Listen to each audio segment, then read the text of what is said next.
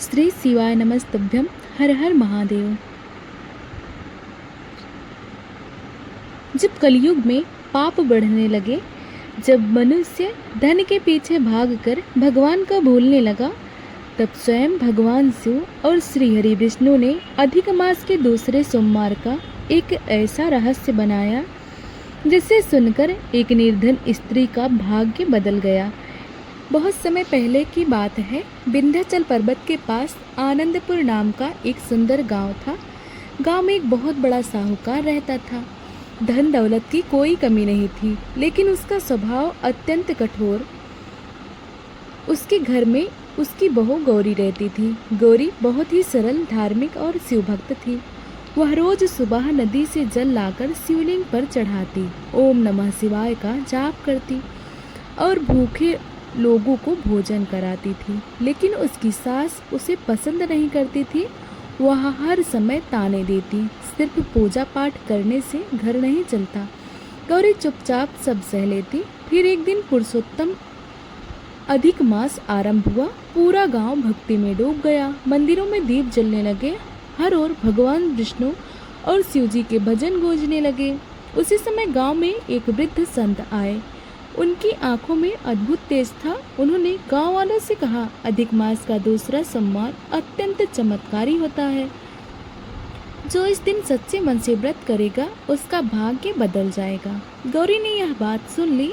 उसने मन में ही मन संकल्प लिया, चाहे कुछ भी हो जाए, मैं यह व्रत अवश्य करूंगी। लेकिन उसी रात साहूकार के घर में भारी संकट आ गया। अचानक सारे खजाने से सोना चांदी गायब होने लगा। अनाज के भंडार खाली होने लगे। घर में बीमारी फैल गई। साहूकार घबरा गया। सास रोने लगी।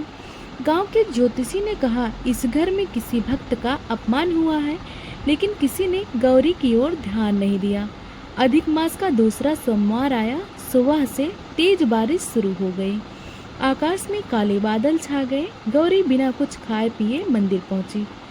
उसने भीगे हुए वस्त्रों में शिवलिंग पर जल चढ़ाया, दीप जलाया और आंखें बंद करके प्रार्थना करने लगी। हे महादेव, अगर मेरी भक्ति सच्ची है तो मेरे परिवार की रक्षा कीजिए। तभी अचानक मंदिर की घंटियां अपने आप बजने लगी। पूरा मंदिर दिव्य प्रकाश से भर गया। लोग डर कर इधर उधर देखने लगे। तभी वहां वही वृद्ध संत प्रकट हुए। लेकिन इस बार उनका स्वरूप बदल चुका था। उनके शरीर से प्रकाश निकल रहा था। गले में सर्प, जटाओं में गंगा, माथे पर चंद्रमा।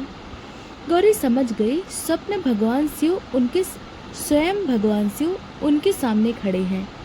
वह रोते हुए उनके चरणों में गिर पड़ी। भगवान शिव बोले, पुत्री, तुमने अपमान सहकर भी भक्ति नहीं छोड़ी, इसलिए आज मैं तुम्हें वरदान देता हूँ। तुम्हारे घर का सारा दुख समाप्त होगा। इतना कहते ही आकाश से तेज प्रकाश उतरा। साहूकार के खाली भंडार फिर से भर गए। बीमार लोग स्वस्थ हो गए। घर में खुशियाँ लौट आई। सास को अपनी गलती का एहसास हुआ। वह गौरी के चरणों में गिरकर रोने लगी। उस दिन पूरे गांव ने देखा, सच्ची भक्ति के सामने संसार की हर शक्ति छोटी पड़ जाती है। तभी से कहा जाता है, जो भक्त अधिक मास के दूसरे सोमवार का व्रत सच्चे मन से करता है, भगवान शिव और श्री हरि विष्णु उनकी हर मनोकामना जरूर पूरी करते हैं।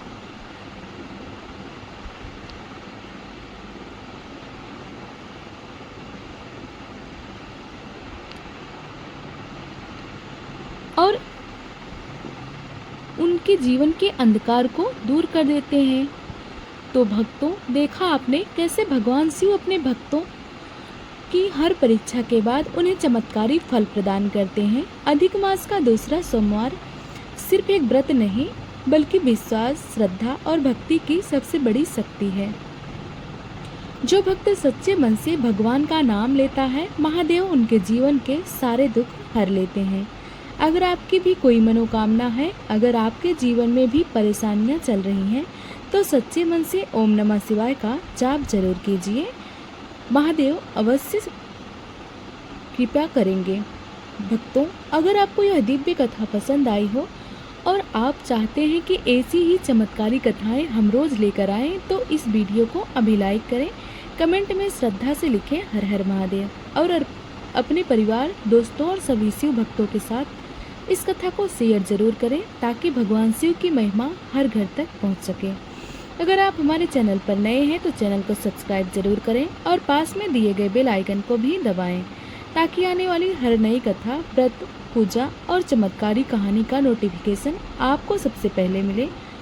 आपका एक लाइक, एक कमेंट और एक सब्सक्राइब हमारे लिए बहुत बड़ा आशीर्वाद है। भगवान शिव आपके घर में सुख, शांति और समृद्धि बनाए रखें।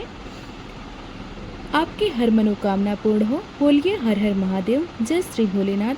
फिर मिलेंगे एक नई रहस्यमयी और चमत्कारी कथा के साथ। तब तक के लिए जय श्री महाकाल। हर हर महादेव।